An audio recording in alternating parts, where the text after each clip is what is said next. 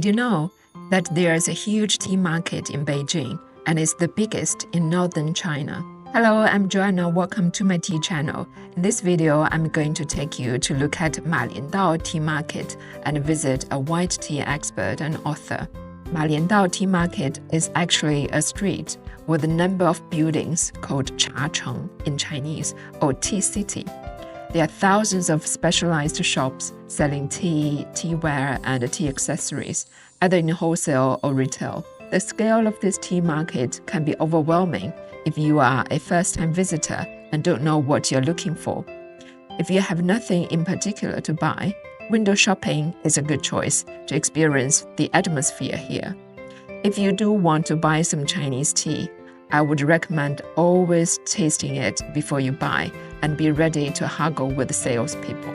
If you're interested in the history of tea and Maliandao Tea Market, feel free to visit Beijing Tea Museum in one of the tea buildings. Here, you can explore the origin of tea, tea-making process, tea culture in different dynasties in China, and how Maliandao Tea Market came into existence. Can you believe this big screen is made of compressed tea?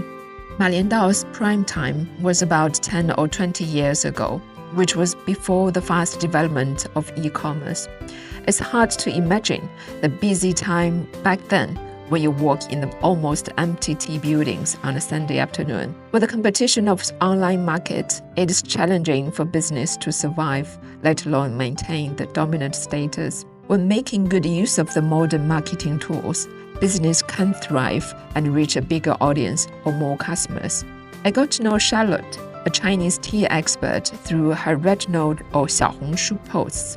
We managed to meet up for tea before my return trip to the UK. As a tea teacher and author, Charlotte has been running her tea business in Maliandao for almost 20 years.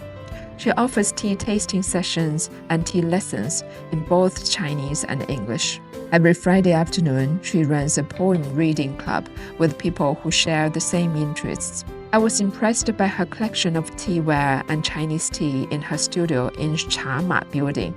I was even more impressed by her love and passion for Chinese tea, which drove her into tea business in the first place and then in promoting Chinese tea culture. It was our first time to meet in person, but it felt like we had been knowing each other for ages. It was a lovely time spent with her, listening to her sharing her tea experience and her understanding of white tea, her favorite type of Chinese tea. I was gifted a copy of her book about white tea, author-signed for sure. That's one of the fascinations about tea. It opens a new world for me to meet similar-minded friends and explore their world through the common love for tea. Have you ever met any new friends through tea? Welcome to tell me in the comments. Thanks for watching and see you next time.